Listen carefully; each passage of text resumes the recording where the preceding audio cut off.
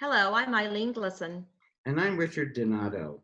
Today we introduce Volume 2 of Enacting the Work of Language Instruction, High Leverage Teaching Practices. Volume 2 is published by ACTFL. It is not a revised edition of Volume 1, but a new edition with new content. The purpose of Volumes 1 and 2 is to present a set of 10 high leverage teaching practices, or HLTPs as we call them, for foreign language instruction.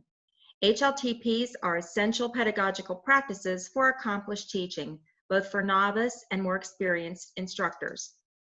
Volumes 1 and 2 assist teachers in learning how to enact high leverage teaching practices through deconstruction of the practice, rehearsal, and coaching.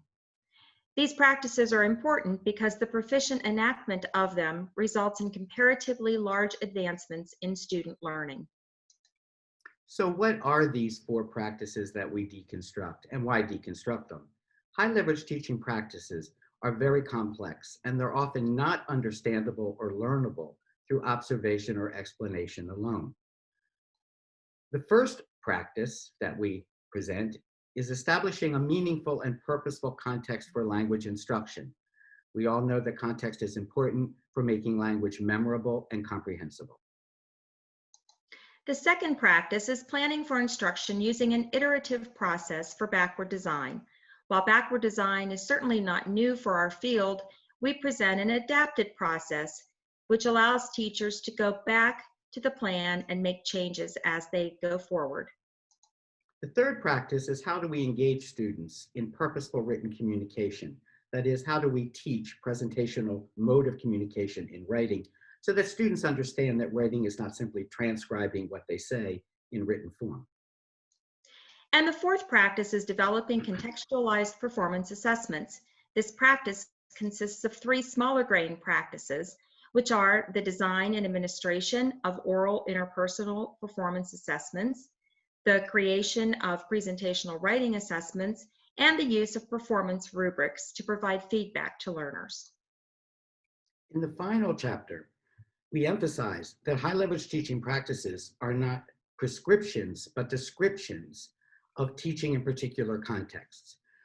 We introduce the concept of adaptive expertise, which is defined as the ability to adapt and modify the practice based on your particular teaching context and circumstances. We look at adaptive expertise from 3 perspectives.